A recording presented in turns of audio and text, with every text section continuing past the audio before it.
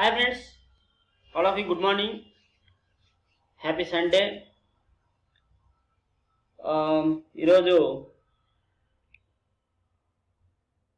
చెప్పబోయే టాపిక్ ఏమంటే irregular verbs. Video number 4.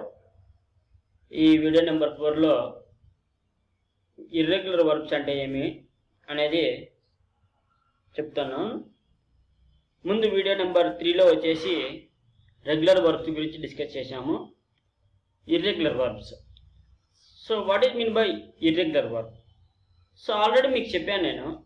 Regular verb irregular వర్బ్కి difference ఏమంటే చెప్పాను. సో రెగ్యులర్ స్టూడెంట్ మనము చెప్పాము రెగ్యులర్ స్టూడెంట్ గురించి. ఇప్పుడు ఇర్రెగ్యులర్ స్టూడెంట్ గురించి మనం ఎగ్జాంపుల్ తీసుకున్నాం. సార్ ఇర్రెగ్యులర్ స్టూడెంట్ అంటే ఏమి? ఒక రూల్స్ ఫాలో కాడు, ఏం ఫాలో కాడు. ఓకే, అన్నీ కూడా ఆ స్టూడెంట్ యొక్క ఇష్టానికి అనుగుణంగా మార్చుకుంటాడు. చదివితే చదవచ్చు, ఉంటే ఉండొచ్చు. ఓకే, సో అలాంటి వారిని ఏమంటామంటే మనం రెగ్యులర్ స్టూడెంట్ అంటాము. ఈ వర్బ్స్ కూడా అంటే some principal verbs can't follow the any rule, don't follow any rule to be converted into past and participle. So ఏ ప్రిన్సిపల్ వర్బ్ అయితే, ఫర్ ఎగ్జాంపుల్ రీడ్ ఉంది. రీడ్ అనేది ఇంతకు ముందులాగా మనం ఈడీ కానీ డి కానీ యాడ్ చేస్తే రెగ్యులర్ వర్బ్ పాస్ట్ టెన్స్లోకి లేదంటే V3లోకి చేంజ్ అవుతాండింది. కానీ ఇక్కడ అది కాదనమాట. సో ఎందుకు కాదంటే అది ఫాలో కాదు, నా ఇష్టం అంతే అన్నట్లు ఉంటుంది అనమాట. So the principal verbs which don't follow any rule to be converted into past and participle. Past means V2, past participle means V3. So are called the irregular verbs.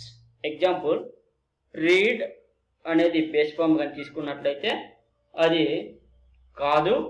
So V2 form వచ్చేసి read, V3 form also read. So next right. So right వచ్చేసి V1. So ఇక్కడ wrote, V2 వచ్చేసి wrote, V3 వచ్చేసి return వచ్చేసి V3. So ఈ విధంగా ఏ verbs అయితే follow కాకుండా ఉంటాయో రూల్స్ని, దానిని ఏమంటామంటే మనము ఈ యొక్క ఇర్రెగ్యులర్ వర్బ్స్ అని అంటాము. చాలా చాలా ఇంపార్టెంట్ ఫ్రెండ్స్.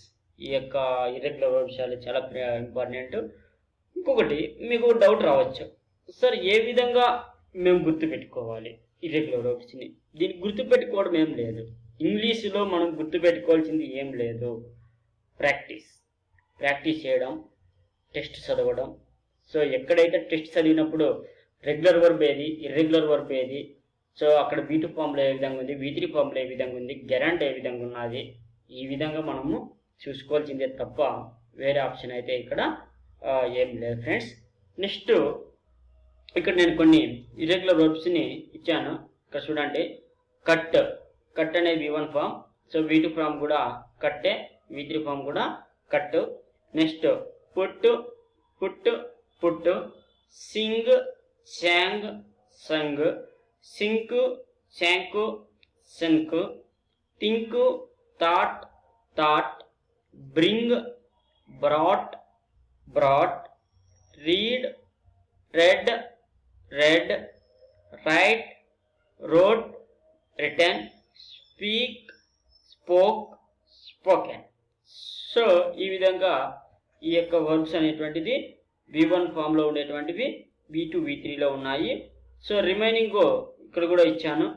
సో తర్వాత ఇంకా కొన్ని రిమైనింగ్ వర్బ్స్ కూడా నేను డిస్క్రిప్షన్లో ఇస్తాను. సో డిస్క్రిప్షన్లో ఇచ్చిన తర్వాత వాటిని మీరు తప్పకుండా ఒక నోట్ మేకింగ్ అన్ని చేసుకొని సో అన్నీ కూడా మీరు దాంట్లో చేసుకోండి. ప్లీజ్ ఫ్రెండ్స్, ఈ యొక్క వీడియో మీకు చాలా హెల్ప్ఫుల్గా ఉంటుంది. సో తక్కువ కంటెంట్ని నేను చెప్తున్నా. ఎక్కువ టైం అయితే నేను వీడియోలు చేయడం లేదు, ఎందుకంటే ఓపిక కూడా ఉండదు కాబట్టి. సో అది కనుక తక్కువ టైంలోనే ఎక్కువ ఇన్ఫర్మేషన్ అనేటువంటిది మీకు అందించడానికి నేను ప్రయత్నం చేస్తున్నాను. సో ఇక్కడ thank you for watching. See you next video. Thank you. Bye.